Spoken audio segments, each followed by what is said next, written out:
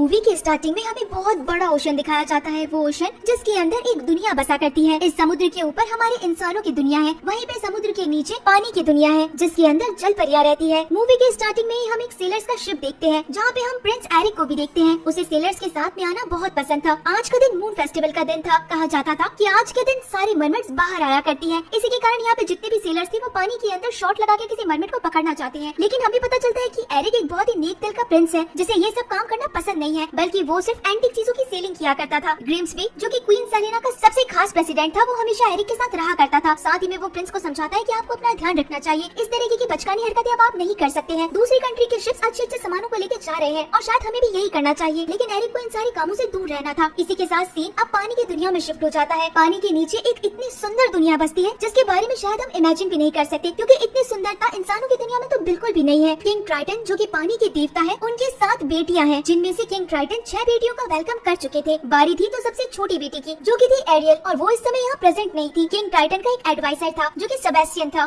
तो ये असल में क्रैक, लेकिन किंग ट्राइटन का बहुत पसंदीदा था। ट्राइटन उसे एरियल को ढूंढने के लिए भेजते हैं। आखिर अब सेबेस्टियन इतने बड़े ओशन के अंदर एरियल को कहाँ पे ढूंढेगा? हमें पता चलता है कि एरियल इंसानों की चीजों की बहुत बड़ी शौकीन थी। आज भी वो इंसानों की चीजों को ढूंढने के लिए हमेशा अपनी जगहों से काफी दूर चली जाया करती थी। एरियल का एक फ्रेंड भी था जिसका नाम फ्लॉन्डर था। ये एक छोटी सी फिश थी जो कि हमेशा एरियल के साथ रहा करता था। एरियल को इंसानों की और ज्यादा चीजों को एक्सप्लोर करना था, इसी के कारण वो हमेशा टूटी हुई शिप्स में जाया करती थी। फ्लॉन्डर उसे मना करता है कि यहाँ पे बड़ी बड़ी शार्क्स रहती है और हमें यहाँ पे नहीं आना चाहिए, लेकिन एरियल बात नहीं मानती है और उस बड़ी सी शिप के अंदर चली जाती है। वहाँ उसे इंसानों से रिलेटेड और भी चीजें मिलती है, लेकिन उसी समय जैसा कि फ्लॉन्डर ने कहा था, यहाँ पे एक बहुत बड़ी शार्क आ जाती है जो कि एरियल के ऊपर अटैक कर देती है। एरियल उससे बचने की बहुत कोशिश करती है और आखिर में एक कांच की मदद से वो इस शार्क को एक ट्रैप में फंसा देती है और वहाँ से भाग निकलती है। एरियल की एक फ्रेंड और थी जिसका नाम स्कटल था। एरियल को आज एक नई चीज मिली थी जो कि एक फॉग था। स्कटल को भी नहीं पता था कि इंसानों की चीजों का इस्तेमाल कैसे होता है, इसी के कारण वो एरियल को बता देती इस फॉग का इस्तेमाल तो बालों को बनाने में काम आता है। एरियल भी स्कटल की बात मान के फॉग से अपने बालों को सही करने लगती है। इसी समय यहाँ सेबेस्टियन पहुँच जाता है जो कि एरियल को कहता है कि आज तुम्हें पता है कि मून फेस्टिवल है और किंग ट्राइटन आपके साथ में बाकी सारी बहनों को भी बुला रहे हैं। आपकी सारी बहनें वहाँ पे प्रेजेंट है, लेकिन वहाँ पे जो प्रेजेंट नहीं है वो सिर्फ आप है। इसी समय एरियल को याद आता है और अपने फादर की मीटिंग में जाने के लिए काफी तेजी से तैरती है। हमें एक गोले के अंदर हमें एक विच दिखाई जाती है। ये एक सी विच थी जिसका नाम अर्सिला था।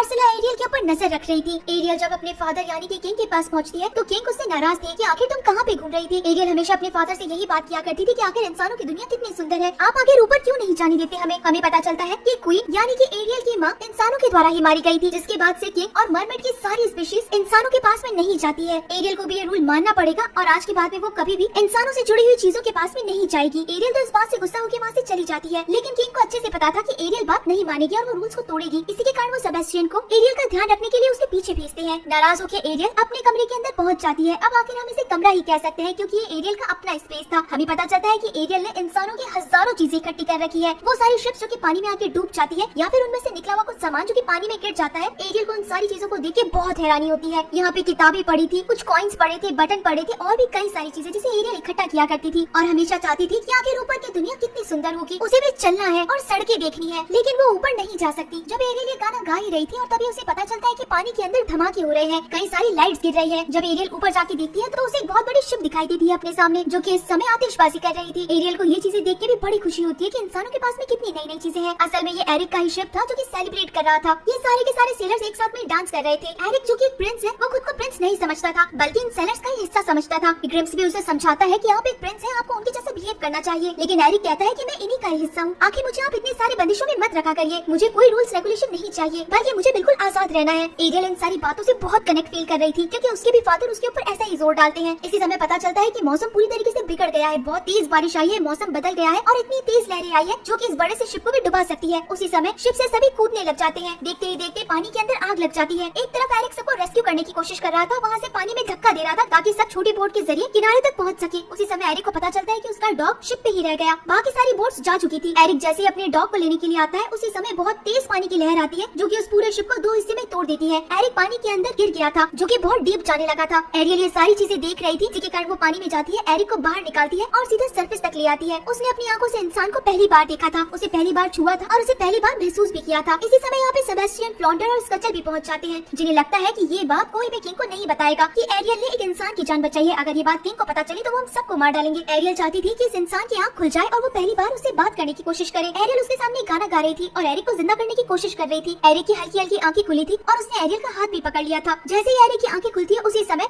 काफी सारे लोग एरिक को ढूंढते हुए किनारे तक पहुंच गए थे। उसी समय एरियल को पानी में जाना पड़ता है और उसी समय वो पानी में जाके छुप के देखने लगती है। एरिक को तो रेस्क्यू कर लिया गया था, लेकिन एरियल के बारे में कोई भी नहीं जानता था। ये सारी चीजें अर्सला देख रही थी और उसे लगता है कि अभी एरियल को फंसाने का ये बिल्कुल सही मौका है। असल में अर्सला का इसके पीछे एक बहुत बड़ा मोटिव था। सेबेस्टियन एरियल को समझाता है कि आपको ऐसा बिल्कुल भी नहीं करना चाहिए था। इंसान बहुत ज्यादा खतरनाक होते हैं, आपको उनके आसपास भी नहीं जाना चाहिए था। लेकिन एरियल समझाती है कि सारे इंसान बुरे नहीं होते हैं, उनमें से कुछ इंसान अच्छे भी होते हैं। वो बिल्कुल मेरे जैसा था। और आखिर फादर को बताएगा कौन? हम में से तो कोई भी नहीं बताएगा। जिसके बाद अब एरियल इंसान से पहली बार मिलने के बाद और ज्यादा खुश थी कि वो पानी की दुनिया में नहीं रहना चाहती है। वो पानी की दुनिया से बोर हो गई है। अब उसे इंसानों के बीच में जाना है, अपने पैरों पे चलना है। हर समय एरियल पानी के अंदर से एरिक का वेट किया करती थी कि शायद कभी तो एरिक उसे ढूंढने के लिए आए। वहीं पे दूसरी तरफ एरिक, जिसका इस समय इलाज चल रहा था, वो खड़ा होकर अपनी माँ यानी कि क्वीन सेलिना के पास आता है और पूछता है कि क्या आप लोगों को वो लड़की मिली जिसने मुझे बचाया था? क्वीन सेलिना कहती है कि हमने उन्हें ढूंढने के लिए काफी सारे लोग भेजे हैं। जैसे उस लड़की के बारे में पता चलेगा तो आपको बता दिया जाएगा, लेकिन आपको भी आराम करना चाहिए। लेकिन एरिक कहता है कि मैं बिल्कुल ठीक हूँ और मुझे उस लड़की को ढूंढने के लिए जाना है। मैं अगर उसे ढूंढ लूंगा तो मैं बिल्कुल ठीक हो जाऊंगा। ग्रिम्सबी और सेलिना दोनों से समझाने की और रोकने की कोशिश करती हैं, लेकिन एरिक था जो उस लड़की के पीछे पागल हो गया था कि आखिर उसे किसने बचाया है। एरिक को भी लग रहा था कि कहीं वो पानी में रहने वाली कोई मरमिट तो नहीं है। एरिक भी पानी के पास जाके हमेशा से एरियल को ढूंढा करता था। वो शिप पे भी जाता है और उसका कहना था कि अगर मैं एक बार फिर से अपनी जान की बाजी लगाऊंगा तो पानी में रहने वाली वो मरमिट मुझे बचाने के लिए जरूर आएगी। यहाँ दूसरी तरफ पानी के अंदर एरियल हमेशा खोई खोई से रहती है, अपनी किसी भी बहन से बात नहीं करती है। साथ ही में बाकी की 6 बहनें पानी के अंदर हुए डिजास्टर को हटा रही थी, यानी कि ये एरिक की वही शिप थी जो कि पानी की लहरों से टूट गई थी। इन मरमिट सिस्टर्स का कहना था कि हम भी जब इस एज के अंदर थे तो हम भी इतना खोई खोई रहते थे, हमें किसी से भी बात करना पसंद नहीं था। जबकि किंग को लगता है कि उसकी बेटी को किसी से प्यार हुआ है। इसी के कारण वो सेबेस्टियन से पूछते हैं कि बताओ एरियल को आखिर किससे प्यार हुआ? लेकिन सेबेस्टियन ने अपने मुंह से सब कुछ बक दिया कि मैं आपको बताने वाला था कि एरियल एक इंसान से मिली। ये बात सुन के तो किंग ट्राइटन बहुत ज्यादा भड़क जाते हैं और सेबेस्टियन से सब कुछ पूछते हैं कि बताओ आखिर क्या क्या हुआ था। ये सुनने के बाद अब वो एरियल के पास पहुंच जाते हैं और डांटने लगते हैं कि आखिर तुम्हें क्या जरूरत थी इंसान के पास जाने की, वो कितने खतरनाक होते हैं। एरियल अपने फादर को भी समझाने की कोशिश करती है कि इंसान खतरनाक नहीं होते, उसकी जान खतरे में थी। लेकिन किंग ये नहीं चाहते थे कि उनकी कोई सी भी बेटी किसी मुसीबत में फंस जाए और वो इंसानों से जितना दूर रहे उतना ही अच्छा होगा। किंग ट्राइटन के पास काफी सारी मैजिकल पावर्स थी और वो अपनी मैजिकल पावर से एरियल के पास रखे इंसान की हर एक चीज को डिस्ट्रॉय कर देते हैं। एरियल उन्हें बहुत रोकती है, लेकिन फिर भी किंग किसी भी चीज को नहीं छोड़ते। किंग के जाने के बाद में एरियल के सामने एक ग्लास आता है जिसके अंदर से अर्सला आके एरियल से बात करने लगती है कि मैं तुम्हारी आंट हूँ, लेकिन सब लोग मुझे सी विच के नाम से जानते हैं। एरियल जब सी विच का नाम सुनती है तो अर्सला से बात करने में इंटरेस्टेड नहीं होती। जिसके बाद अर्सला कहती है कि मुझे पता है कि तुम आखिर क्यों परेशान हो, मैं तुम्हारी हेल्प कर सकती हूँ। एरियल पूछती है कि आखिर तुम मेरी हेल्प कैसे कर सकती हो? जिसके बाद हमें पता चलता है कि अर्सला ने एरियल को उसकी जगह पे मिलने के लिए बुलाया था। फ्लॉन्डर और सेबेस्टियन दोनों को ही लग रहा था कि यहाँ जरूर कोई ना कोई गड़बड़ होने वाली है। आखिर एरियल सी विच के पास में क्यों जा रही है? जरूर उसका इसके पीछे कोई ना कोई बड़ा मोटिव होगा। यहाँ पे 2 सील्स थी जो कि एरियल को अपने साथ लेके अर्सला की रहने की जगह पे ले आई थी। अर्सला एक जाइंट ऑक्टोपस थी। एक वक्त ऐसा आता है कि जब एरियल के ऊपर ही यहाँ के सी क्रीचर्स अटैक कर देती है, लेकिन अर्सला उन सबको रोक देती है और उसके बाद अब एरियल को कहती है कि मुझे पता है कि तुम्हें इंसान से प्यार है और तुम चाहती हो इंसानों की दुनिया में जाना, मैं तुम्हारी ये मदद कर सकती हूँ, जिसके बदले बस मेरी एक शर्त है। जब एरियल पूछती है कि आखिर वो शर्त क्या है, तब अर्सला बताती है कि मैं तुम्हें पैर दे सकती हूँ, तुम इंसानों के पास जा सकती हो, उस इंसान के पास जा सकती हो जिससे तुम प्यार करती हो, लेकिन शर्त ये है कि 3 दिन के अंदर तुम्हें वापस लौटना है, वो भी एक ट्रू लव किस करके। अगर तुम ट्रू लव किस नहीं कर पाई तो तुम 3 दिन बाद के अंदर वापस से अपने असली फॉर्म के अंदर आ जाओगी। लेकिन इस बीच के अंदर जब तुम इंसान बन जाओगी तो तुम्हें पानी में तैरना नहीं आएगा और सबसे इम्पोर्टेंट बात कि तुम्हें अपनी वॉइस मुझे देनी पड़ेगी। साथ ही में अगर तुम ट्रू लव किस नहीं कर पाई तो उसके बाद तुम्हें मेरे साथ रहना पड़ेगा। एरियल इतनी सारी शर्तों को सुनने के बाद अर्सला की एक भी बात नहीं मानती और वहाँ से जाने लगती है। लेकिन अर्सला कहती है कि ठीक है फिर तुम चली जाओ, हमेशा अपने फादर के पास ही रहना, ऐसा के जो कि तुम्हें इंसानों से दूर रहने के लिए कहता है और अब तुम हमेशा अपनी जिंदगी पानी में ही बिताना। एरियल इतनी सारी बातें सुन के अर्सला की बात पे बिलीव कर लेती है और अब अर्सला एरियल के ऊपर मैजिक करती है, जिसके कारण सबसे पहले तो वो एरियल की वॉइस ले लेती है और खुद के गले के अंदर एक लॉकेट में डाल लेती है। जिसके बाद अब एरियल जो कि एक मरमेड थी वो इंसानों के अंदर बदल जाती है, यानी कि उसके पैर आ जाते हैं। अब जब एरियल एक इंसान बन चुकी थी तो वो ज्यादा देर तक पानी में नहीं रह सकती थी, इसी के कारण वो सांस लेने के लिए सरफेस पे आती है। ये सब कुछ अर्सला की चाल थी ताकि वो किंग ट्राइटन को हरा सके और इस पूरे ओशन की क्वीन बन सके। इसी समय पानी के अंदर मछलियों को पकड़ने के लिए एक सेलर आता है जो कि मछलियों के साथ में एरियल को भी पकड़ लेता है। जब ये सेलर एरियल की ऐसी हालत देखता है तो उसे पूछता है कि आखिर तुम यहाँ कैसे पहुंची और तुम जिंदा कैसे बच गई। उसे लग रहा था ये एक लड़की है जो कि पानी में भटक गई है। वो कहता है कि मैं तुम्हें सीधा क्वीन के पास ले जाऊंगा, वो तुम्हें अपने घर तक छोड़ देगी। अब तक यहाँ पे सेबेस्टियन, फ्लॉन्डर और स्कटल भी एरियल के पास आ चुके थे। इन्हें पता चलता है कि एरियल के पास में पैर आ गए हैं, यानी कि अब वो मरमेड नहीं है। अब फ्लॉन्डर तो एक फिश था, इसी के कारण वो पानी में वापस चला जाता है, लेकिन सेबेस्टियन एरियल के साथ ही रहता है। अब एरियल को अपने साथ लेके ये मछुआरा कैसल तक पहुँच जाता है। वहाँ पे काम करने वाले लोग एरियल की ऐसी हालत देख के बड़ी परेशान हो जाते हैं कि आखिर इस लड़की ने क्या क्या सहा होगा, पानी में ये जिंदा कैसे रही होगी, इसके ऊपर क्या कुछ बीता होगा। जिसके बाद एरियल को निला धुला के काफी अच्छे प्रिंसेस वाले कपड़े पहना दिए जाते हैं और साथ ही में कहा जाता है कि अब तुम्हें रेस्ट करना चाहिए। मन से तो एरियल गाना गाना गा रही थी, लेकिन असल जिंदगी के अंदर उसके पास वॉइस ही नहीं थी। सब उसे बात करने की कोशिश करते हैं, लेकिन वो रिप्लाई नहीं कर पाती। साथ ही में क्वीन सेलेना और एरिक को भी पता चलता है कि यहाँ पे एक लड़की को लाया गया है। एरिक को लगता है कि ये वही लड़की है जिसने उसकी जान बचाई होगी, लेकिन जब एरिक आके एरियल को देखता है तो वो कहता है कि अच्छा हुआ तुम जिंदा बच गई, हम तुम्हारा यहाँ पे अच्छे से ध्यान रखेंगे। बेचारी एरियल बता भी नहीं पाती कि उसी ने एरिक की जान बचाई थी, और वहाँ से एरिक चला जाता है। एरियल बेचारी तो सेबेस्टियन कहता है कि अरे एरियल तुम्हें मुझे नहीं बल्कि एरिक को किस करना है, अगर तुमने ऐसा नहीं किया तो अर्सला तुम्हें हमेशा के लिए अपने पास रख लेगी। लेकिन ऐसा लग रहा था कि मानो एरियल को कुछ याद ही नहीं हो। इसी समय यहाँ स्कटल भी आता है, जो कि वहाँ पे रखे ब्रेकफास्ट को खाने लगता है और सेबेस्टियन से बातें करने लगता है। वो पूछता है कि आखिर एरियल कहाँ गई। पीछे देखा जाता है तो एरियल यहाँ से चली गई थी। अब जब एरियल इंसानों की दुनिया में पहुँच गई थी तो उसे बहुत सारी चीजें एक्सप्लोर करनी थी। एरियल को भी ढंग से चलना भी नहीं आ रहा था, जिसके बाद एरियल एक ऐसे कमरे में पहुँच जाती है जहाँ पे कई सारी एंटीक चीजें पड़ी थी, और ये वो सारी चीजें थी जो कि एरिक ने इकट्ठा करी थी पानी के अंदर से लाने के बाद। एरियल हर एक चीज को देखती जा रही थी, और साथ ही में उसे एक छोटी सी लिटिल मरमेड भी दिखाई देती है, जिसे वो वापस अपनी जगह पे रख देती है। उसी समय यहाँ एरिक आता है, जो कि एरियल को देखता है कि वो उसके सामानों को देख रही है, तो वो खुद अपने सामानों को दिखाने लगता है और बताता है कि ये सब सामान कुछ मैंने पानी के ऊपर से इकट्ठा किए हैं और कुछ पानी के अंदर से इकट्ठा किए हैं। एरियल वहाँ पे एक बहुत बड़े पत्थर को तोड़ देती है, जिसके अंदर से एक बहुत बड़ा डायमंड निकलता है। एरिक को ये बात पता ही नहीं थी कि उस पत्थर के अंदर डायमंड भी है। साथ ही में वो एक शंख को भी बजाती है, और इस बारे में भी एरिक को कुछ नहीं पता था। अब तो एरिक एरियल के साथ बैठ के उसे कई सारी चीजें बताने लगता है, मैप्स खोल के दुनिया की अलग अलग जगहों के बारे में बताने लगता है। उसी समय यहाँ पे ग्रिम्स भी आ जाता है। एरिक को खुश देख के पूछता है कि क्या हमें अभी भी तलाश जारी रखनी चाहिए उस लड़की की जिसने आपको बचाया था। तो एरिक कहता है कि हाँ, आप उसे भूलिए मत। साथ ही में एरिक ग्रिम्सबी से एक रिक्वेस्ट भी करता है कि मुझे कैरेज चाहिए। ग्रिम्सबी जब पूछता है कि आखिर आपको किस लिए चाहिए कैरेज, तो वो कहता है कि हमें बाहर जाना है उस लड़की को ढूंढने के लिए। तब ग्रिम्सबी कहता है कि ठीक है, मैं आपके लिए एक कैरेज का तो इंतजाम कर ही सकता हूँ, लेकिन ध्यान रखिएगा कि इसके बारे में किसी को भी पता न चले, क्योंकि एरिक को अभी कैसल से बाहर निकलने के लिए मनाही थी। नेक्स्ट डे एरिक एरियल को अपने साथ लेके कैसल के किनारे की तरफ जाने लगता है, और इस बारे में किसी को कुछ भी नहीं पता था। अब एरियल को खुद इस घोड़े को दौड़ाना था, इसी के कारण अब वो रस्सियां अपने हाथ में ले लेती है और घोड़ों को बड़े मजे से दौड़ाती है। ये लोग अब विलेज के अंदर पहुंच चुके थे, जहाँ पे कई सारी नई नई चीजें थी। एरियल उन सारी चीजों को देख के बड़ी खुश थी। साथ ही में वो एक कैप भी ले लेती है एरिक के लिए। एरिक और एरियल दोनों मिलकर यहाँ पे डांस भी करते हैं। शाम होने पे एरियल को एक बोट दिखाई देती है, और अब एरिक एरियल को घुमाने के लिए उस बोट को पानी में उतार देता है। तब सेबेस्टियन और स्कटल को लगता है कि अब ये बिल्कुल सही मौका है जब एरियल को एरिक को किस कर देना चाहिए, क्योंकि इन दोनों के बीच में प्यार हो चुका है। अगर ये उसे किस कर देगी तो हमेशा हमेशा के लिए इंसान बन जाएगी, और अर्सला जो चाहती है वो भी बिल्कुल नहीं होगा। इन दोनों के बीच में काफी अच्छे मूवमेंट्स होते हैं। ये दोनों आसमान को देखते हैं। इसी के साथ में एरिक एरियल का नेम भी पूछता है। अब जब एरियल बात नहीं कर पाती तो वो एरिक को आसमान को देखने के लिए कहती है, और आखिर में एरिक एरियल का नाम भी ढूंढ लेता है। ये दोनों हंसी मजाक करते करते एक दूसरे के बहुत क्लोज आ जाते हैं, ऑलमोस्ट किस करने ही वाले थे कि तभी अर्सला की भेजी हुई सील्स पूरी की पूरी बोट को ही पलट देती है, जिससे कि इन दोनों के बीच में किस नहीं हो पाता। और अर्सला कहती है कि इतने क्लोज ये दोनों आ ही नहीं सकते हैं, अब उसे ही कुछ न कुछ करना पड़ेगा। दूसरी तरफ किंग ट्राइटन अपनी बेटियों से पूछते हैं कि क्या किसी ने एरियल को देखा है। काफी देर हो चुकी है जब एरियल वापस नहीं लौटी है, आखिर वो कहाँ पे गई होगी। एरियल की सारी बहनें एरियल को ढूंढने के लिए निकल जाती है। एरियल और एरिक जो कि पूरी तरीके से गीले हो रखे थे, वो कैसल में वापस लौटते हैं, जहाँ पे उन्हें ग्रिम्सबी देख लेता है और कहता है कि आज का दिन आपका जरूर बहुत अच्छा रहा होगा। एरिक एरियल के साथ में बड़ा खुश दिख रहा था। एरियल तो अपने रूम में चली जाती है, और ग्रिम्सबी से एरिक बात करने लगता है कि अब तो शायद हमें तलाश रोक देनी चाहिए, क्योंकि हमें अभी भी थोड़ी बहुत वो फीलिंग बाकी थी कि शायद बस वो एक बार उस लड़की को देख ले जिसने उसकी जान बचाई थी। इसी के कारण रात होने पे एरिक नदी के किनारे चला जाता है, और वहाँ पे आवाजें देने लगता है कि आखिर उसकी जान किसने बचाई। इसी समय हमें पता चलता है कि एक लड़की जो कि फॉग से निकल के पत्थर पे बैठी हुई दिखाई देती है, और एरिक समझ जाता है कि ये जरूर वही लड़की थी जिसने उसकी जान बचाई थी। अगले दिन स्कटल आके एरियल और सेबेस्टियन दोनों को उठाता है और कहता है कि एरियल आज तुम्हें बहुत सारा काम करना है, और साथ ही में तुम्हें एरिक को किस भी करना है। चलो चलो, तुम्हें बहुत कुछ करना है। एरियल उठती है, तैयार होती है और एरिक से मिलने के लिए जाती है, लेकिन उसे पता चलता है कि एरिक एक लड़की के साथ में खड़ा है, जहाँ पे वो क्वीन सेलिना से बात कर रहा है कि ये वही लड़की है जिसे मैं प्यार करता हूँ। असल के अंदर ये लड़की और कोई नहीं बल्कि अर्सला थी, जो कि खुद का रूप बदल के आई थी। एरियल का दिल टूट जाता है और वो वहाँ से बहुत दूर चली जाती है अपने कमरे को छोड़ के। लेकिन स्कटल को किसी बात पे तो डाउट था। स्कटल को गाना गाने की आवाज आ रही थी, और ये आवाज एरियल की ही थी। स्कटल जब उस आवाज को फॉलो करती है तो उसे पता चलता है कि ये तो किसी लॉकेट से आवाज आ रही है, और ये लॉकेट उस लड़की ने अपने गले में पहन लिया है, जो कि अर्सला है। स्कटल आके एरियल को ये बात समझाती है, जो कि इस समय बहुत ज्यादा डिसहार्ट थी। वो कहती है कि ये सब कुछ एक ट्रैप है अर्सला का, तुम्हें कुछ न कुछ तो करना ही पड़ेगा, नहीं तो अर्सला अपने मोटिव के अंदर जीत जाएगी, और उसके बाद तुम कभी भी एरिक के पास नहीं आ पाओगी। अब सेबेस्टियन भी उसे समझाने लगता है कि तुम सब कुछ कर सकती हो, तुम्हें यहाँ से चलना पड़ेगा। सेबेस्टियन स्कटल से लिफ्ट मांगता है और कहता है कि मुझे जल्दी से कैसल के अंदर ले जाओ। वहीं पे एरियल पानी में तैरती हुई कैसल तक पहुँच जाती है। ग्रिम्सबी एरिक से पूछता है कि क्या ये वही लड़की है जिससे आप प्यार करते हो, क्योंकि कल तक तो मैंने आपको एरियल के साथ में खुश देखा था। तो एरिक कहता है कि मुझे भी नहीं पता कि आखिर मैं कर क्या रहा हूँ। ये वो दिन था जब एरिक और इस लड़की की एंगेजमेंट होने वाली थी। इसी समय सेबेस्टियन आके इस लड़की के ऊपर गिर जाता है, जो कि असल में अर्सला ही थी। अर्सला अपने ऊपर से सेबेस्टियन को हटाने लगती है, और तब तक यहाँ पे एरियल भी पहुंच जाती है, जो कि अर्सला से फाइट करने लगती है और सबसे पहले उसके लॉकेट को तोड़ती है, जिसके अंदर से निकलने वाली आवाज फाइनली एरियल के गले में पहुंच जाती है। और अब एरियल पहली बार अपनी आवाज निकालती है, जहाँ पे वो एरिक को बताती है कि मैं वही लड़की हूँ जो कि तुम्हें उस दिन पानी में मिली थी। अब एरिक भी समझ गया था कि ये लड़की कोई दूसरी झूठी लड़की है। इसी समय वो तीसरा दिन भी पूरा हो जाता है जब सनसेट हो जाता है, और अभी तक भी इन दोनों ने ट्रू लव किस नहीं किया था। इसी के कारण एरियल एक मरमेड में बदल जाती है। साथ ही में अर्सला भी अब अपने असली रूप में आ चुकी थी, जो कि बहुत बड़े बड़े टेंटिकल्स के साथ में एरियल को अपने साथ ही लेके पानी में कूद जाती है। लेकिन इसी समय किंग ट्राइटन अपनी बेटी को वापस लेने आ गया था। लेकिन अर्सला कहती है कि तुम्हारी बेटी ने मुझसे डील करी थी, वो भी ब्लड की डील, जिसे कभी भी नहीं तोड़ा जा सकता। तुम्हारी बेटी अब मेरी हुई। लेकिन किंग ट्राइटन अपनी बेटी को बचाने के लिए खुद की कुर्बानी देते हैं। साथ ही में अपने पास जो मैजिकल बॉन्ड था वो भी अर्सला को चाहिए था। अर्सला असल के अंदर यही तो चाहती थी कि वो किंग ट्राइटन को मार के इस पूरे ओशन की क्वीन बन जाए। उसी समय यहाँ पे अर्सला की सील आती है जो कि किंग ट्राइटन को जान से मार डालती है। एरियल तो आजाद हो गई थी लेकिन उसके फादर जान से मारे गए। लेकिन इसी समय एरियल को बचाने के लिए यहाँ पे एरिक भी पहुँच जाता है। देखते ही देखते अब अर्सला खुद के ऊपर मैजिक करती है और वो एक बहुत बड़ी जायंट ऑक्टोपस में बदल जाती है जिसके टेंटिकल्स पूरे ओशन के ऊपर फैले हुए थे। एरिक इस समय एक बड़े से शिप के ऊपर लटका हुआ था। एरियल भी उसे बचाने की कोशिश करती है। यहाँ दूसरी तरफ अर्सला एरियल को मारने के लिए बहुत अलग अलग तरीके अपना रही थी। एरिक एक पहाड़ी के ऊपर लटक चुका था और एरियल को अपने सामने एक शिप दिखाई दे रही थी जिसका सामने का हिस्सा बहुत ज्यादा तीखा था और वो बाहर की तरफ निकला हुआ था। एरियल तभी मौका देख के उस शिप को गोल गोल घुमाती है और सीधा अर्सला के अंदर घुसा देती है। वो बड़ा सा हिस्सा जैसे अर्सला के अंदर जाता है वैसे ही अर्सला का सारा मैजिक खत्म हो जाता है। वो जो बड़ी सी मॉन्स्टर बनी थी वो अपने असली रूप के अंदर आ जाती है। अर्सला के मरते ही उसका मैजिक खत्म हो जाता है और किंग ट्राइटन भी जिंदा हो जाते हैं। किंग ट्राइटन बाहर आके एरियल से मिलती है और कहते हैं कि तुमने मेरी जान बचाई है। साथ ही में एरियल पानी के अंदर जाके उन्हें उनका वेपन वापस देती है। एरियल भी कहती है कि आपने मेरी जान बचाने के लिए अपनी जान कुर्बान कर दी। अब आखिर एरियल इस समय इंसान बनने के बारे में क्या कुछ कहती। उसके फादर ने पहले उसके लिए बहुत कुछ किया था। एरिक अब तक अगले दिन किनारे पे पहुंच गया था जहाँ पे वो आते ही क्वीन को कहता है कि मुझे पानी में जाना है, मुझे जल्दी से जाके एरियल को बचाना है। तो क्वीन सेलिना कहती है कि तुम पानी में नहीं जा सकते, वहाँ पे बहुत खतरनाक जानवर रहते हैं, सी क्रीचर्स तुम्हें कभी भी जिंदा नहीं छोड़ेंगे। और अब तो एरिक के पास में एरियल की ड्रेस भी तैर के आती है। उसे बहुत दुख होता है कि शायद एरियल जिंदा नहीं बची होगी। किंग ट्राइटन एक दिन सेबेस्टियन से पूछते हैं कि क्या मैंने कुछ गलत किया है, मैं तो सबके लिए अच्छा करना चाहता था, तो फिर आखिर मेरी बेटी इतनी उदास क्यों है। तब सेबेस्टियन किंग को सलाह देता है कि आपको शायद एरियल की खुशी देखनी चाहिए, उसकी खुशी इंसान बनने में है और एरिक के साथ है। किंग ट्राइटन जाते हैं और एरियल को एक बार फिर से इंसान में बदल देते हैं। एरिक आज भी एरियल का वेट ही कर रहा था